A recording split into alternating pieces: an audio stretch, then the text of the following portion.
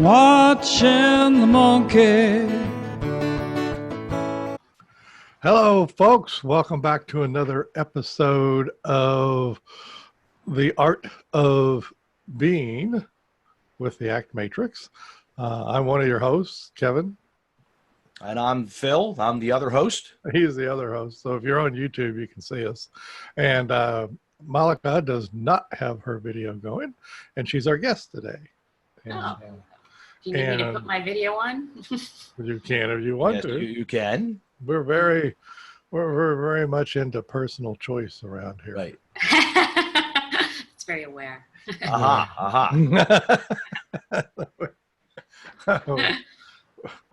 We really are. We want you to find your way.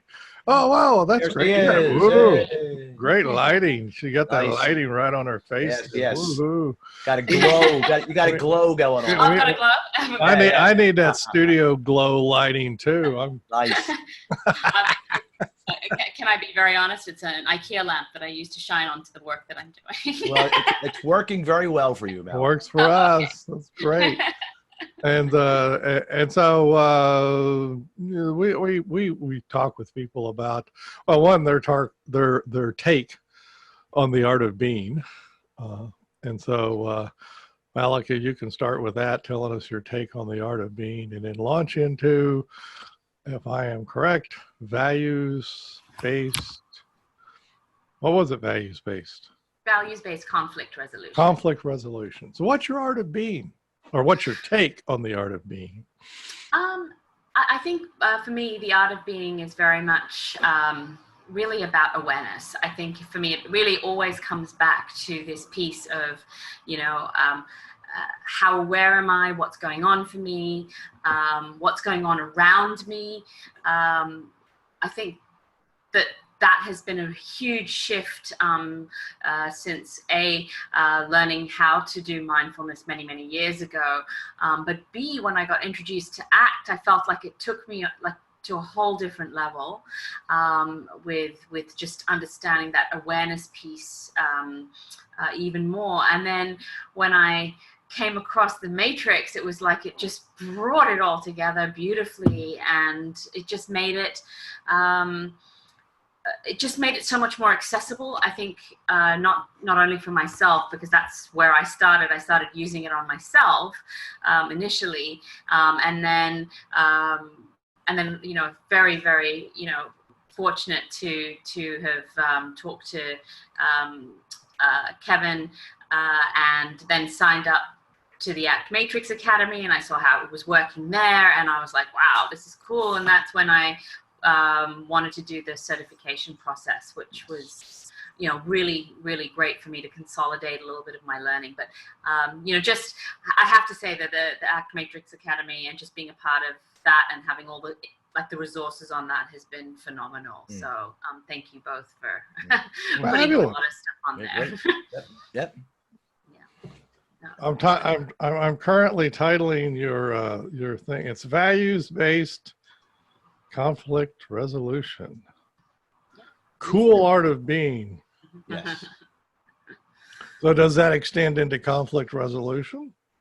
Yes, I mean, absolutely. I think, if you sort of think about the Matrix and you go back to that initial, that first quadrant, and you're sort of talking about that, who is important to you? And I think this is the piece, the individual part of the Matrix. When people are looking at that, it's often the first time that people have ever sort of sat down and identified these things. And I think the Matrix is just brilliant for that, because it's a practical tool, which people like. People don't necessarily want sort of the airy fairy, what do you mean your values and blah blah blah.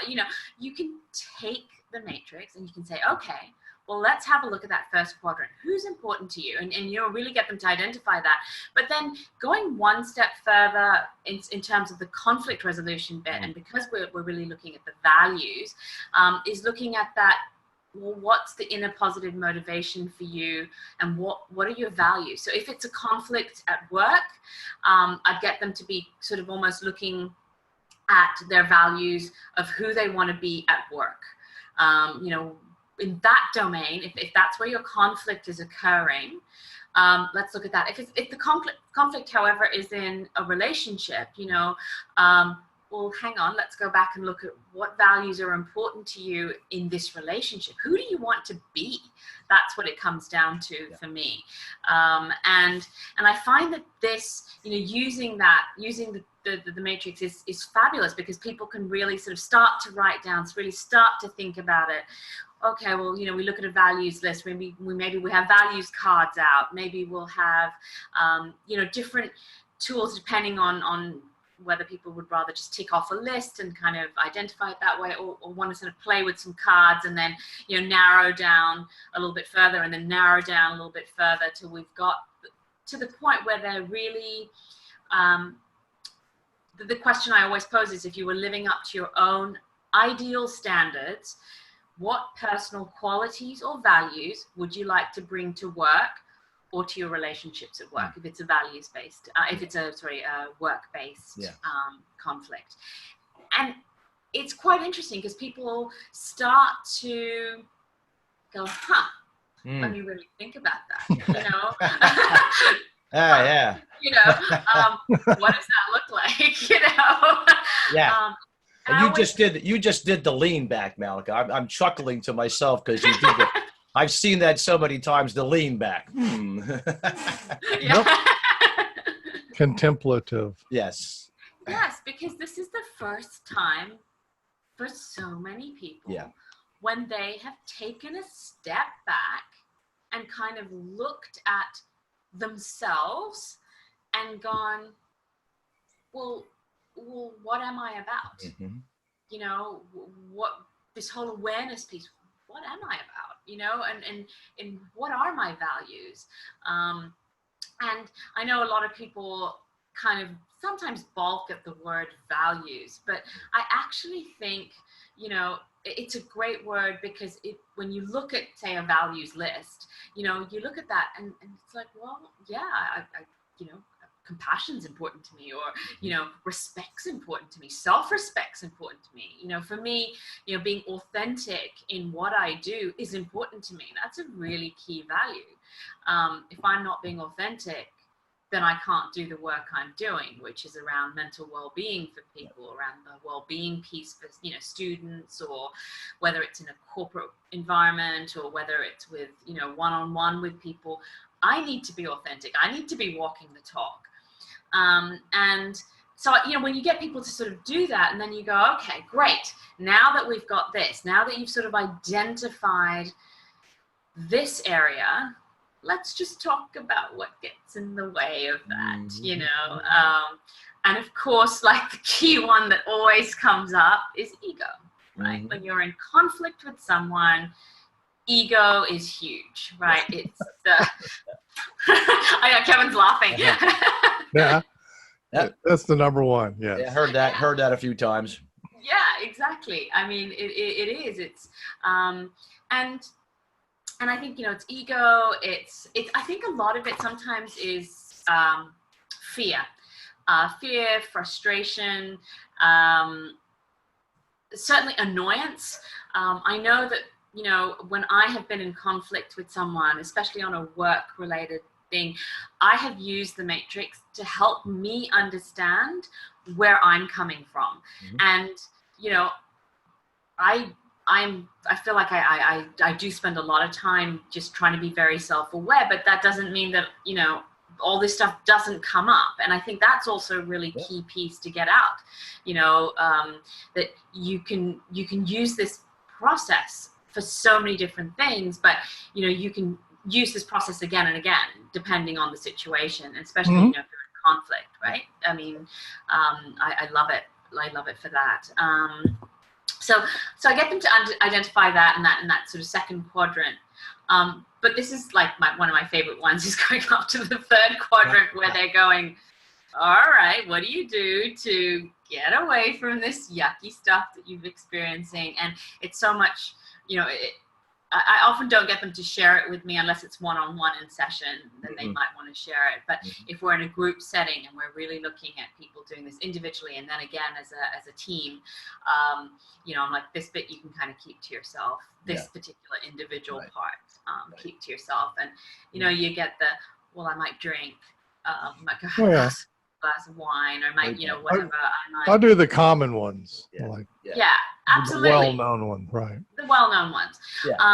But I think when it comes to conflict, one of the ones I think that comes up a lot is I whinge and whine to my family and friends, and I will gossip. So, you know, I think, right? I mean, yeah.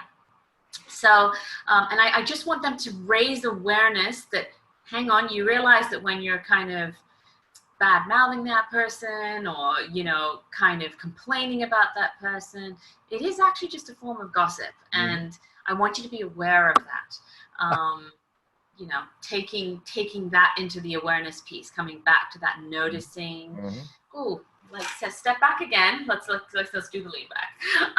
Step back again and just have a look. What's going on? You know, and then of course moving into the fourth quadrant. Just okay. What do we want? You know, what are we trying to achieve here? How best can I achieve this? I think that's also, you know, huge. So then I might teach reflective listening skills, active listening skills, you know, you know, how can I pay attention? I might be bringing in, you know, a little bit of that empathy, sort of teaching empathy, you know, where is this person really coming from? And I know certainly a few years ago when I was in conflict with a colleague, and I literally pulled out the matrix and I said, I've got to sit down and I've got to do this for myself because I am not in a good headspace here about that. And when I got to this quadrant, it was okay, if I'm looking back at my intention, which is guided by my values, what am I hoping to get out of this? You know, and I need to work with this person, you know, I needed to work with this gentleman, and well, let me go back to that. And once I sort of, okay, remember authentic, remember caring, remember compassion, remember respect, you know, okay, well, how can I do that? You know, how can I do that? So it was finally me just sort of going, okay, this is where I'm feeling, a little bit of the mindfulness, bringing in that awareness of what are my thoughts saying to me as well. And then just going, how now can I do this? And I realized what I really needed to do was sit down and kind of just in a very neutral way explain the effects that this conflict was having on me, explain what we were not achieving as a result of, you know, this. Was there something happening to them that required, you know, my understanding and my compassion? And when I actually ended up having that conversation, because I came to it from a, well, is there anything I can do to sort of help with this situation? You know, what else can we be doing so that we can be working together because we have a joint project to get out? And he and I sat down and we had this conversation, and it turned out there was stuff going on for him that I knew nothing about. Nothing to do with you, right? Yeah. Nothing to do with me, you know, and but if I had gone at it from like, you've been doing this wrong, and you've been the one, like you've been the one, like my ego's I'm right, you're wrong, you know, it would have had such a different outcome. You know? Oh, definitely. Right. You know, so, Wow. yeah. You just took us through 4 quadrants. Yes. Yeah. Easy peasy. But you know, you can do it with teams as well, right? So. Oh, yes. Oh, yeah. That's most definitely. Just a review for the audience. Lower right is, oh, no, there's Phil. Yay. Phil's got it.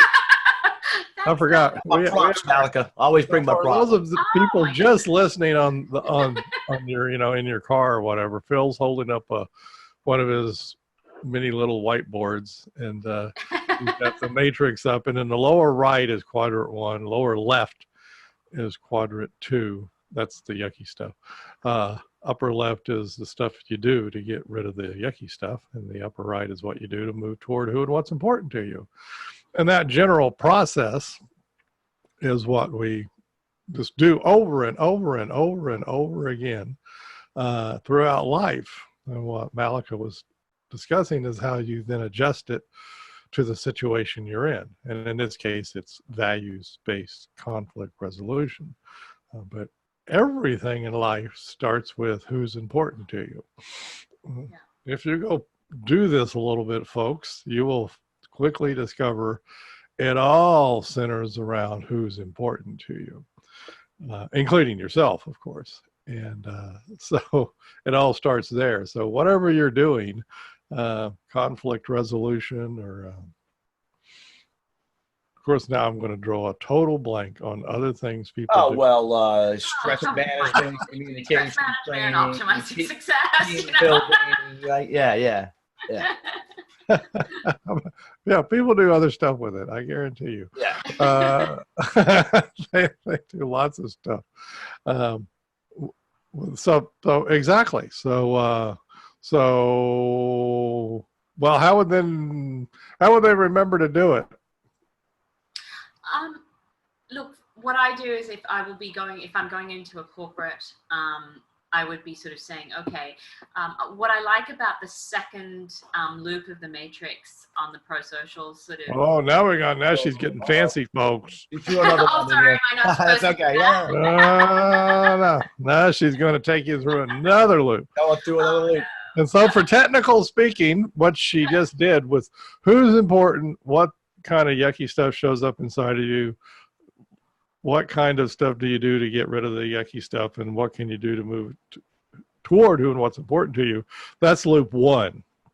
And so then to start loop 2 that she just took us into, which is also known as, drum roll, the pro-social loop, right? And it starts with what's our shared purpose. So we go back down to the lower right. And of course, that's very tied up with values. And so what's our shared purpose? And so she's going to take us through that now, obviously, because that's a group. You ask the group or the couple, it's 2 or more people, and say, hey, what's your shared purpose? Now, Mallika, if you can correct me if I'm wrong, but a lot of times that's the first time 2 or more people have heard that question.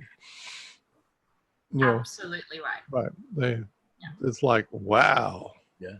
That's a deep question. That's another lean back question. Like, totally. Yeah, that, and then it's like, and of course we do it a lot, so we're a bit more used to it. But most people are not used to first hearing who's important to you. Like, really? You want to know who's important to me? Yeah. And I go, and they got to contemplate on it. And the same with 2 or more people. You go, well, what's your shared purpose? Well, what do you mean, what's our shared purpose? Where would you like to go together? You know, I don't starting because they haven't been asked the question before. They just haven't been there yet. So it's a cool topic to start with. And then really the other 3 quadrants stay the same. They're just essentially the same. You just change the first quadrant in the lower right. So how do you do that with your groups? Well, I think the first bit is this: what is our shared purpose? And I love that second prompt. You know, what are we here to do? And you know, this is like, what do you mean?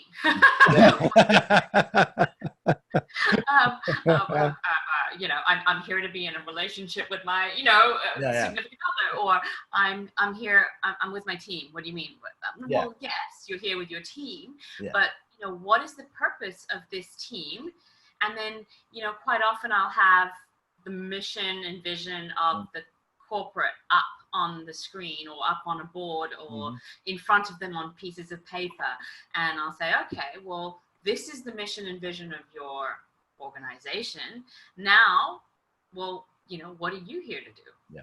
You know, because quite often I'll be working, say, with maybe like a legal team or a accounting team or, you know, whatever it is in that organization. And and then when they sort of sit back and they kind of look at it and go, oh, okay, well, what do you mean shared purpose? I see.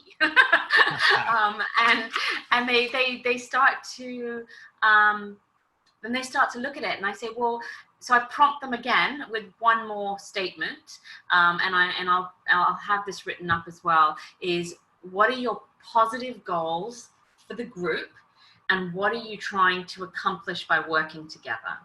So it's just that one level, because certainly in values-based conflict resolution, we want to work towards positive goals for the group. And I find that this just helps them think a little bit, think a little bit more deeply, because sometimes they'll sit there and go, shared purpose, what are we here to do? Yeah, right. And I said, well, okay, if this was an ideal team, if this was like the best team on the planet, you know, best organization, best team, what's that look like? You know, what does that look like Ooh, for you? that's a good question. Yeah, really. You know, so another contemplative question. You know, absolutely. It has to kind of work that way. Well, I found that for me that's the way it's just worked very effectively. Because then I can get them. Then we've got like big butcher paper out.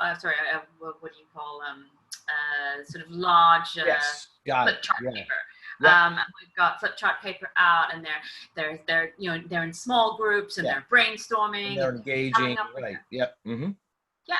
And then they're sitting there and they're just coming up with those ideas. What is their perfect team going to look like? You know, what does that look like? And how does that work? And, you know, what do we want it to look like? And I think that's very key. And so when you come to conflict resolution, well, you know, is your ideal team going to be the one sitting there fighting with each other? No, of course not. You know, nobody wants that. Yeah. So I don't think so. Yeah.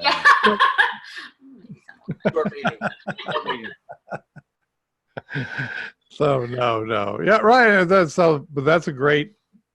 What's the ideal team? What's the ideal couple look like? That would be fun to ask a couple. Yeah, really.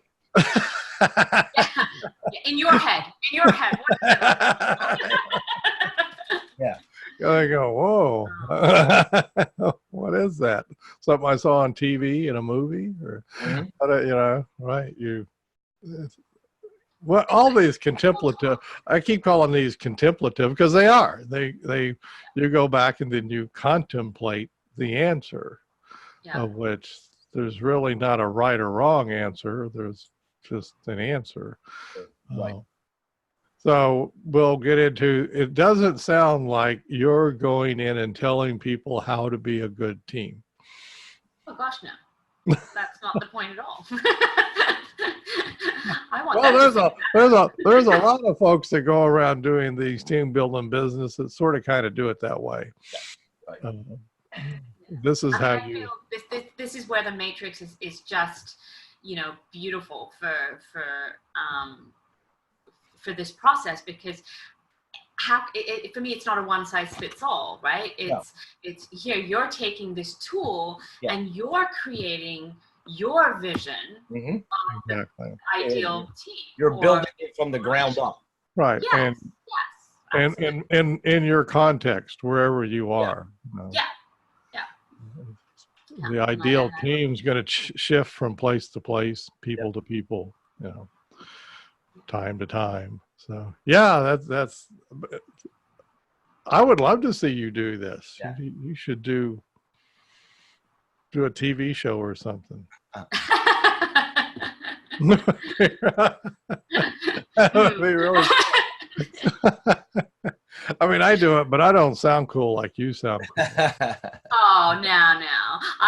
What got me into the Matrix, Kevin, was watching your original videos on YouTube. That's what got me into the Matrix. So you can't say that, right? Well, I guess so, but still, yours sounds like a lot of fun. I guess all of ours is a lot of fun. But once again, you're going at it from the point of view, this particular podcast anyway, is a team in conflict that has managed to get itself in conflict. whatever reason. Conflict is conflict. But instead of going in and saying, well, I know how you need to fix your conflict, which you don't, you instead go in and start asking them questions like, who's important to you? What's your shared purpose? And come at it from that direction. So they can see that many of their conflicts, well, who knows where the conflicts come from? But the conflicts are certainly getting in the way of doing the shared purpose. Yes. Put it that way. Whatever they are, they're getting in the way of that. Wow. And then I really, by the time we've looked at the other two sort of quadrants, okay, what are internal things are you noticing? What external things are you noticing? But when we come back to that sort of fourth quadrant, it's again kind of coming back to that shared purpose. So, we've got it all written down, guys, or if it's just a couple, we've got it written down.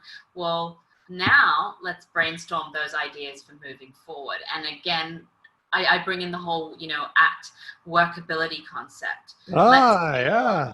Yeah. So let's take each one of your ideas when we brainstorm. What kind of workplace do we want? If we look at our shared purpose, what kind of behaviors can we put into place? What's worked well in the past to maintain the well-being of the team, so that, don't reinvent the wheel. If things are working, some things are working, let's keep doing those things. But now let's look at all of them, and then let's put a workability scale on each one, and let's put a responsibility line next to it as well. So we've got, some things everybody's involved, everybody has to, but some things are team leader based, or some things are particular role based. Well, specialties, right. Absolutely. And then that 0 to 10 is, if you're giving me a 4, this is not workable. You're giving me a 4 out of 10 for that. Well, hey, let's break it down a little bit more so that it does become workable.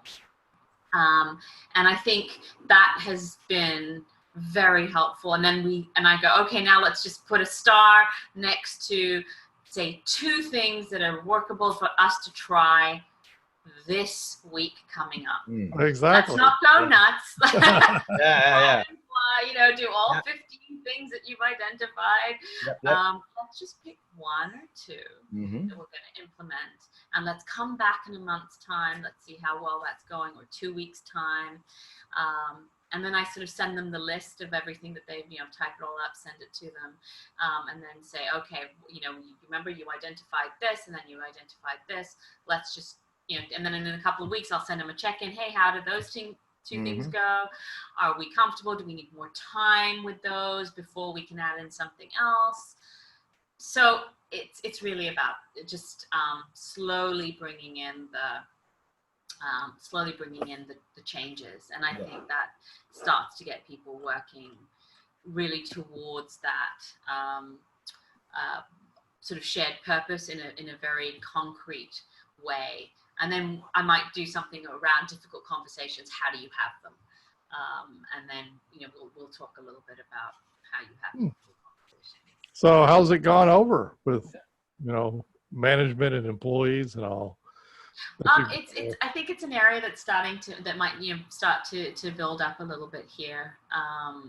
Obviously, there are people who do very traditional conflict resolution, but I think this is new. I mean, I'm in Singapore, right? So the matrix is, people aren't familiar. I was trained in traditional conflict resolution. So I don't remember how to do it anymore. But because this is such a great tool. Well, it's not only a great tool; it's way more fun. It's just this. It's really not much work to it once you get the process down. It's a lot easier. You're not forcing anything. You're letting things. You're putting people in a natural state so they can discover their way out on their own. So you don't have a lot of work to do. You're just going to set the context and say, well, look at this diagram and look at this and answer these questions, and then go have a good time figuring out what you're going to do. And they do. They then do that instead of you trying to direct them every step of the way. I like to say, and Phil's heard me say this a lot, you know you're doing your job when you realize that you could go sit in the corner and drink coffee and they would be fine. You've done a good job at this facilitation when they've basically kicked you out of the process. And you've done your job. Totally agree. I totally agree. I think that, once you set up quadrant 1, quadrant 2 and 3, I find I still need to kind of go in and oh yeah, no, I'm saying you've done the whole process. Yeah, absolutely. Yeah, quadrant 4, I'm like, oh, okay, you're on your, come on, let's get, and they'll start giving them the space. Yep. Give them the space and they'll take off. Now, sometimes it doesn't work out that way, and you got to stay a bit more involved and stuff. But it's really when you're cooking, when you're in your groove, or your flow, or whatever you want to call it. There's a flow. You can sit back and drink coffee, and you'll be amazed at what they come up with. Yeah, because they're in the flow too. They start to feel that flow in the room, and that's the cool part, is that you actually see them. They see themselves in the process. They start seeing themselves doing it, and then it gets to be a lot of fun. Mm-hmm. And so all of you out there who want to work less hard at things, try this in conflict and in conflict resolution, because usually when you hear the word conflict resolution, you go, uh-oh. Everybody wants to go the other way. Uh-oh. You must be brave souls to go in and do conflict resolutions with groups of folks or even a couple of people. And you're like, no. I mean, I just don't think of it that way anymore. It's no big deal, because I know I'm just going to get that process spinning. I call it spinning. And that's my weird world, but I'm going to go in and get the process spinning and then stand back out of the way and watch what happens. It's always cool. Really, even people in really pretty dastardly conflict could work really well together once you get them in the process. But you got to get them in the process. Don't go in pointing fingers. Yeah. Well, this is it, right? I always have this caveat. Okay, when we get to quadrant 3, when we're looking at behaviors, no pointing fingers at who's doing what. It's just awareness. I keep coming back to that word, I know, but it has been so transformative. You talk about it being, right? So transformative for me. That sort of awareness piece is just such a big part of everything that I do, and that I want to try and get people to do as well. Does it ever show up for you that sometime during the process you can go back and say, oh yeah, an interesting thing about this diagram is your senses are up here at the top. What you can see and hear and observe are up here at the top, and what's going on in your head is down here at the bottom. And sometimes it's sort of interesting to notice the difference between. Do you ever get to back into that? Well, I talk about the mind, and how the mind can actually drag us down a dark path. That's a good way of putting it. Yeah. It can, right? I mean, if you use the hooking, unhooking, language. I gotta send you the monkey song. Oh yeah. Ooh, there's a monkey song. There's a monkey song. This guy, we gotta. If you want, what's the name of that podcast? The Monkey Matrix. I was listening to it, and I didn't finish it. Monkey Matrix, yes. Bill sent. Because we twisted his arm, not very hard. Yeah. Just ask him. And he's a very nice man. It's like listening to Mr. Rogers, if you've ever heard of Mr. Rogers in the United States. Wonderful TV children's co-host. Won't you be my neighbor? Yeah. And this lovely man. Well, Bill sounds like him a bit, and it turns out he's a singer-songwriter. So he plays the guitar, and so he wrote the Monkey song, and it is great. It's about sitting and watching your monkeys. So you're talking about, it would be great for groups. Now that I think about it, you could play it to one of your groups. mind. And a monkey mind, Monkey exactly. mind, you know, like the monkey mind. And how you can sit back, and that's what your awareness thing is, where you sit back. The song goes, "I'm sitting back on a park bench watching the monkeys." You know, well, that's your awareness thing. Like, hey, and I guess any people could say, well, there is the monkeys. My thing is, are you dancing with the monkeys or watching the monkeys? Because there's a real difference between dancing with them and Absolutely. I like that, Kevin. I like that a lot. You dancing? You're about to see a video. This is a plug in for the thing I'm doing.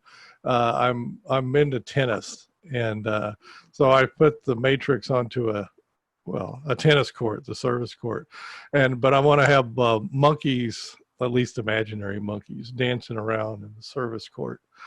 And so it's the same thing, though. Are you dancing with the monkeys or are you watching the monkeys?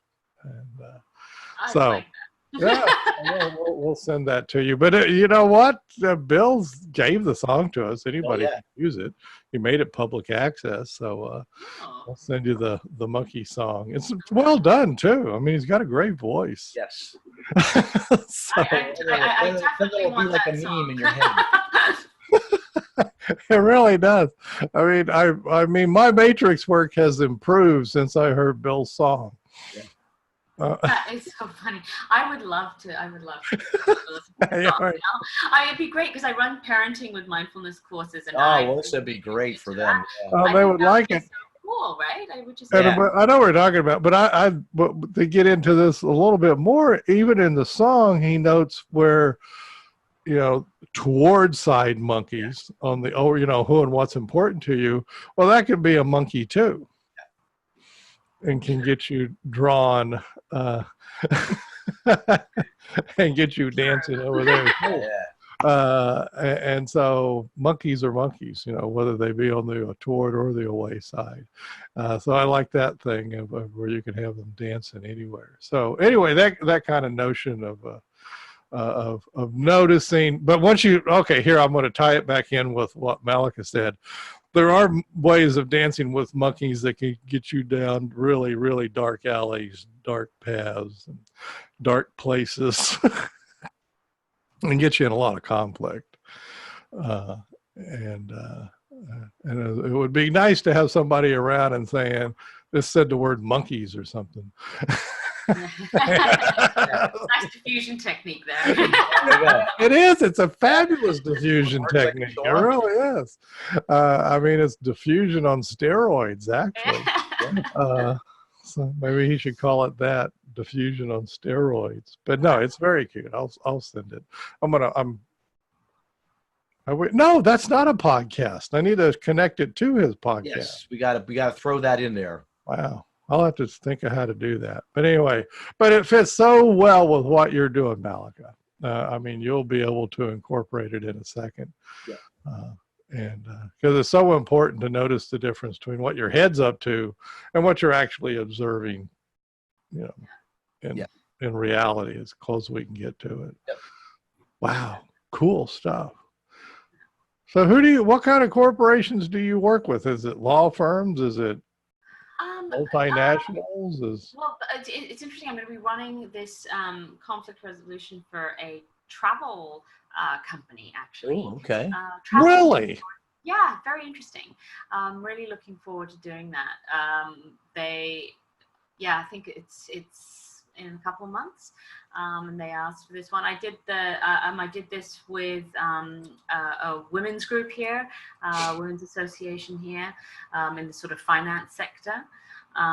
So that was finance sector. Oh no! Finally, it'll go to Wall Street. I've always envisioned the Matrix and this kind of stuff finally going to Wall Street, or I don't know what the equivalent is in Singapore, but you know, the financial district. So financial district downtown. No, actually, no, we do have one in the London financial district. We have one on Bank Street. Yes, on Bank Street, right. Right. So we're in Bank Street, London. We'll get around. Yeah. So what are they like? But that's cool. The travel industry, huh? Or the travel. Yeah. So I'm really looking forward to that. And I use obviously I use the matrix with other areas as well. I sort of work as a sort of associate faculty at the Singapore Management University here. Okay. As part of their mindfulness initiative, actually. So a mindfulness initiative? Yeah. So, but I do, something called Act with Mindfulness there, and the Matrix is very much a part of. It's a 6-week weekly program of an hour and a half, but the Matrix is part of that, and we look at the Matrix within that, and people get to choose their own domains that they want to work on, and then we just take them through. It's like a very individual, reflective time. So they use it that way. So, it's amazing. I use it across lots of different industries. Yeah. Don't worry. It's just humans being humans. So you can stick it anywhere. Well, at its basic form, that's where the Art of Being title of this podcast came from, because you are doing it. It's not that you're not doing it. You are doing it. Everybody has who's important. They may not have been asked the question, but they have it. Everybody has yucky stuff. It's part of life. Everybody does stuff to get away from the yucky stuff. Part of life. Everybody does stuff to move toward who and what's important. Part of life. It's the nice thing about it is that people go, oh, wow, I recognize all that stuff.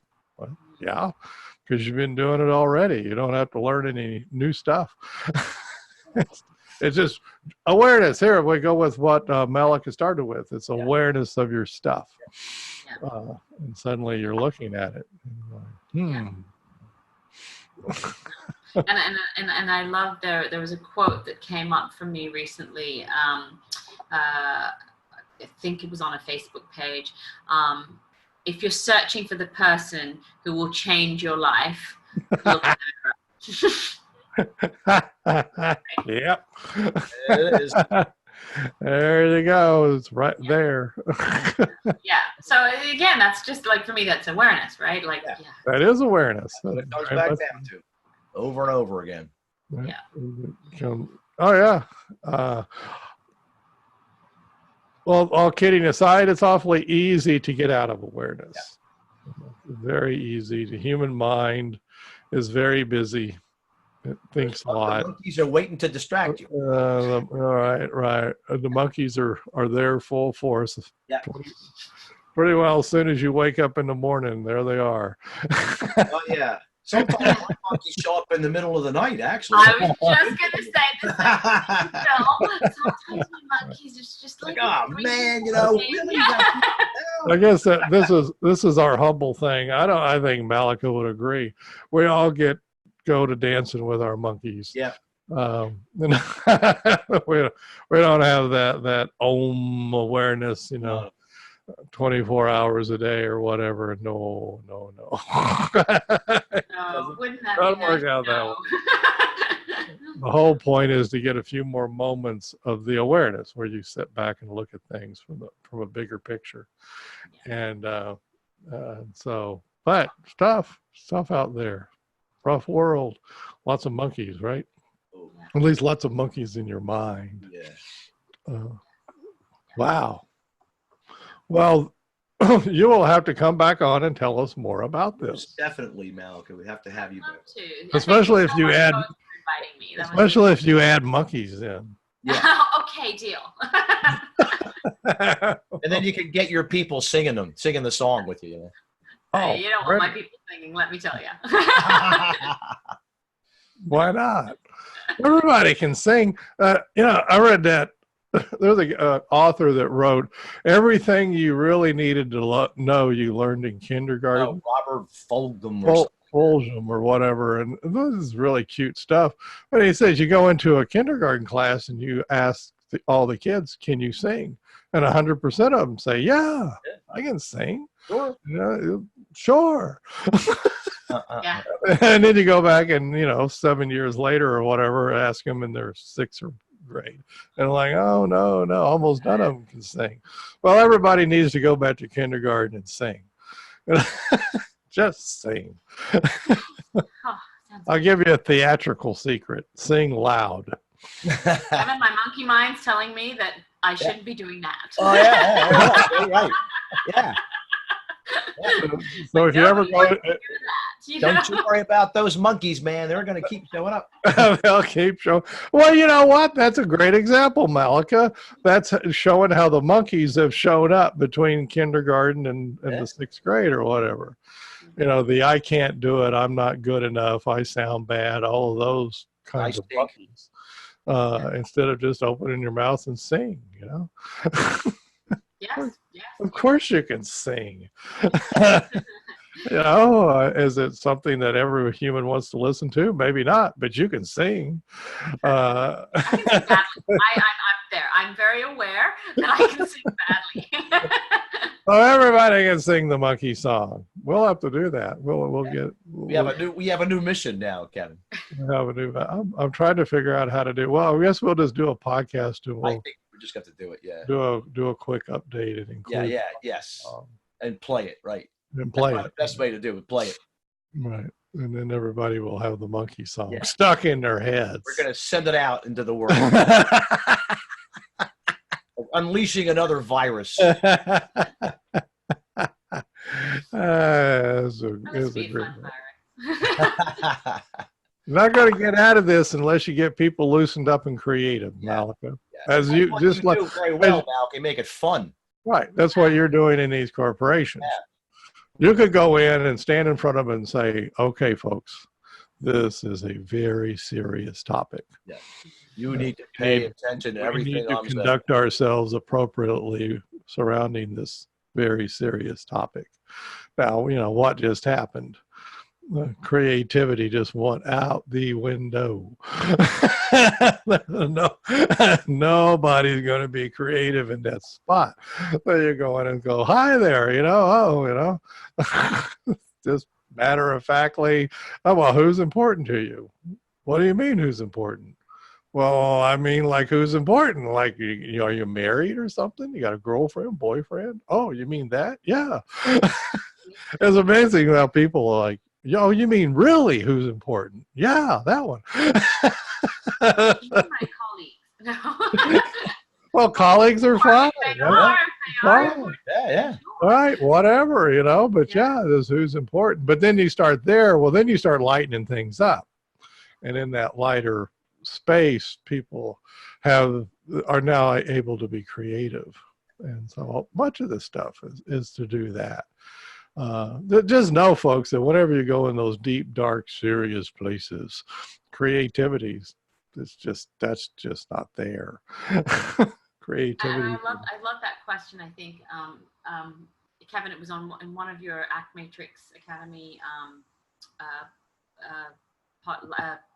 videos that I was listening to, and it sort of said, who would be there on your 80th birthday? And I think that I like that because I sometimes have a picture of like birthday balloons up and like 80th birthday, and I'm like, okay, so who's important to you? Who's going to be there on your 80th birthday? Who do you want to be there? And you want to be there, right? Yeah, that really gets them. I see what you're saying. Nah. Not just about the balloons, is it? Balloons is the easy part. What do you want them to be saying about you? What do you want them to be saying about you? That. Keep your values clear. Right. That crotchety old so-and-so. No. Now, I will admit, as of late, I'm 64 now, and so for years I've always said to my wife, I said, I've always wanted to just be an old fart. Have fun. We all have goals. One of my goals is just to be a fun-loving old fart. And she's like, oh my God. So that's if Phil even knows, I now have oldfarttennis.com. Yeah, he's taking it to another level, Mallika. Wait till you see what's coming. Creative old farts. That's right. Not just any old run-of-the-mill old No. That won't do. Where creativity lies. But it's in that lighter space, my point in talking about this, is where the creativity, and that's where we'll get out of many of the fixes that we are in life. This is Phil and I oftentimes talk about nihilism, and people going, "Oh my God, the world's going to hell in a handbasket, and things are horrible, and see you next week." Like, whoa. Yeah. How exactly are we supposed to create out of that space? Well, you won't. So let's not go that nihilistic kind of talk. Well, like, yeah, things are bad. Heck yeah. But look, who's important to you? And go from there, lighten it up. So Mallika is obviously doing a super job at that. And we will hear more about that as she adds monkeys into it. Looking forward to that monkey song. Okay. Well, thank you so much. Don't go anywhere. I'm just going to end the podcast. Everybody listen. Go to the Act Matrix Academy. I don't know. You can find us. Be a patron, et cetera, et cetera. All that good stuff. Yeah. Right. Okay. Hold on. Here we go.